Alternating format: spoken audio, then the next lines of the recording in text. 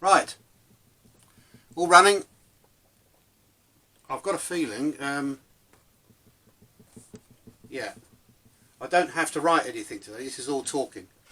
So I'll put the bigger lens back on so you can see better. Sorry about this. Don't do any editing here, so you have to suffer all that, I'm afraid. Now, dating. Tell you my history first. I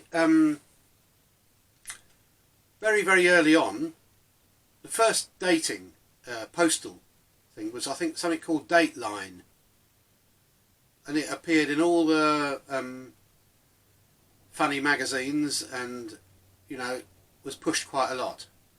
Now, I'd been a disc jockey in Corfu, so I didn't really sort of hanker for girls because they were all there waiting.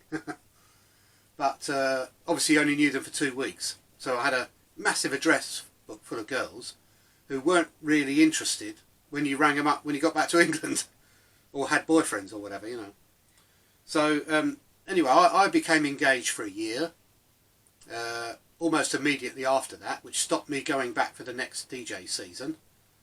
So I spent a year engaged, and then that got cut off. I've still got the engagement rings somewhere. Where are they? Yeah, there we go. Mine was a 3-band one, and hers was 3 rubies. You see that? Three rubies. And 3-band gold. 3 different types of gold. Anyway, so I'm 60 now, so I'm out of the dating game. But I want to tell you what what happened to me. Now, I joined Dateline. A couple of weeks later, I think I got 6 names and addresses back. They were literally names and addresses. You pay your fee. And yeah, I contacted them, phoned them, and we went on dates. It was great, good fun. Didn't really meet anyone because generally the people who go on in those days, not necessarily now, it was quite a big step because it was quite a taboo subject. What it meant was you couldn't get a girl by walking into a bar because you couldn't talk to them or whatever, or you were shy. So this was a great way of doing your dating, Yeah, we went everywhere. I even took them to buy my first, when I went to see my first house in Milton Keynes. It's up the road. And basically, it was very sort of a good thing. Now, I can't remember what happened after that. I didn't do any dating because what you would tend to get was girls who had been either rejected by somebody, so were still getting over a boyfriend or something, and things like that. You wouldn't get sort of, you'd get somebody with baggage basically. So I gave up on that and didn't renew it after. I think I got another 6 names and addresses, but I looked at it and thought, no, not going to bother. I've still got them all, funny enough. So yeah, so that was me. And then later on down the line, when I got a PC, there came these dating services on the PC. And what would happen is, you'd look at all the girls, you would email off which ones you wanted. I think you had to send a check. And the one I did was in Hawaii. I can't remember what it's called, cherry blossoms or something. And I did this after I'd seen the UFO. So, and my life changed after that.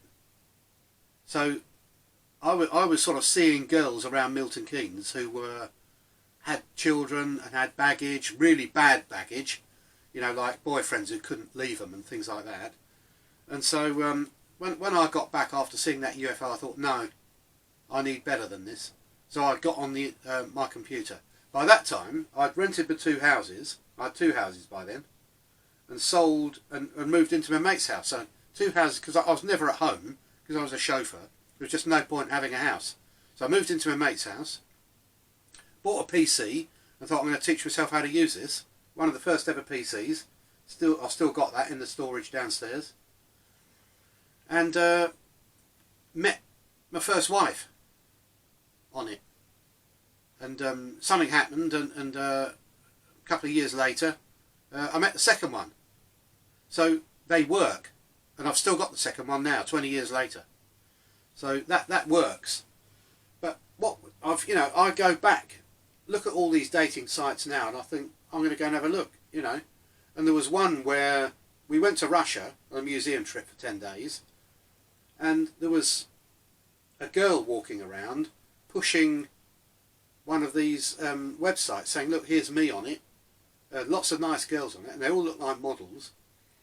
And so one of my mates wanted he wanted to get married, so we went and had a look at all these. And I'll tell you his story now, because my story ends there, because that's the only interest I had, because I was already married. Basically, he went on, I won't say the names, but you can tell who they are, because every single girl on them looks like a model. And you think, my God, this is great. Do they, and in, for instance, Russia and Ukraine, there's more women than there are men. Some say 5 to 1 or 4 to 1 or something. So they're all looking for, and a lot of them are looking for a foreigner, so they go on these dating sites. So you think. But now you can tell these dating sites because there isn't a bad looking girl on them. So I'll tell you how they do it. They get, they ask girls, would they not necessarily work for them, but would they like to earn some money? They say to them, you can have a free photo modelling shoot. They only go for good looking girls. They take them to this studio. A makeup artist does them up. They get really nice clothing, which I think they can keep afterwards. And because, some of them have come clean about, what they've done. And then they sign a contract. The agency is allowed to use the pictures, and their mobile number gets used, and they give you a set of rules. They say, look, anybody rings you off our dating site, keep them stringing along. Keep them talking and try and catch on to them. Because what happens is, you have to ring them through the dating site. The dating site adds on massive fees. And if you send them a letter, it's many dollars, not just the price of a stamp. And you have to send it through the... and if you send them a message and you've got an email address in or something, that's all cut out. Somebody looks at that first. And the other problem we've got is there's an interpreter. So you don't know what they're saying, and the interpreter can virtually say whatever you want. So basically, the girl, she might be married. Doesn't matter, because she can still earn money. The longer she keeps the person strung on the phone, or the more letters she's got written to her, the more money she gets paid by the agency. Some of them, if the man's really good looking, might accept you as a boyfriend sort of thing. But by this time you spent thousands of dollars. Now the Chinese have got hold of this too, and basically what they do, the woman now doesn't exist.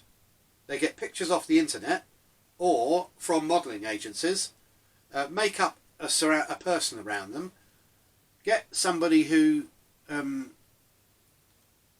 latches on to that particular girl in the office and acts like her. So basically acts for her. So if you ring her, it's actually somebody in an office talking to you. There might be 10 others. If you happen to just ring those 10 others, you might get the same person. And they're getting money from this out of us. And if you suddenly become really interested and say, right, I'm flying to China on this particular day, the person suddenly has something happen to them. Like they suddenly get hitched, on paper. The person behind the desk says, "Oh no, sorry, I've picked someone else now. I'm getting married." If it gets close to you going there, so this is all incredibly, and there's Ukrainians and things getting absolutely rich on this, and they're even selling the company for huge money. But very, very few. And okay, they do have the odd marriage, but you've got to be very lucky, because most of those girls on there were never interested in marriage. They're just interested in getting the money for keeping you talking on the phone, you know. So I'm not saying it doesn't happen, but watch it. Now, the real websites are basically the ones that where the girls look normal. So check those out first. Now on yeah, this is a consultation. This isn't the UFO version of dating. So that's coming up. I think. I don't know when, but anyway, this is a consultation. So what I want to hear about is, has anyone actually got a marriage off one of these dating agencies? You know, the addresses I applied for to write to my wife and second wife cost $3, and that was it. You didn't hear from them again. They were just selling the address. So but with these ones online now, I'm not saying their names because but they know who they are. So yes, I'd like to know if you're an owner of a dating agency, you know, or if you've been, preferably, if you've been researching into them, or if you've managed to get a girl to talk about what they said to her. You know, we'd like to hear about all that to see what exactly is going on. I know there's been various TV programs about it, and they've shut down quite a few and done them for fraud, basically. If you're accepting money, then you know. So yes, please write in. Now here we've got apps on the phone like Tinder and things like that. Now Tinder seems to be, I know about this because I've got a friend on it who swears by it, and wherever town he's in, he's got a girl in that town he can go to for the night, which is quite amazing. But he's only interested in a one night thing, and then he's off again. You know, so I don't know. So, you know, I know how. Well, you'll see it if you go to the UFO section on relationships. I think it is. You'll see how other people deal with it, basically. But I don't want to mix that up with this if I can, because this is a Project X thing where they've told me what to ask, what to say, and the other one is what is my what, you know, what I know other planets do and how they get round it. But yeah, it's a big mess, and obviously with the free world it's even more of a mess because we're just allowed to do anything we like, basically. You know, so, and some religions and some countries don't like it, which is another thing about the country system. You know, we've got to get all this sorted out. Everyone's got to like what everyone else does at the moment, or not. So yeah, that's the dating bit. So watch out for these dating sites. If you're on one, just be careful that your girl isn't interested really. She's only interested in the money that the agency pay her. And I'm not sure how far that goes in England, but certainly I've not got any knowledge of any of that. So I'd like to hear from you, which are the best ones, what your experiences are if necessary, only if you really know something about it. And like I say, there's plenty of people sitting looking at a computer saying, oh, I'll tell him what I think, not what the actual facts are, because we've got to work on facts here to produce a system for people that's usable, basically. Okay, thanks a lot.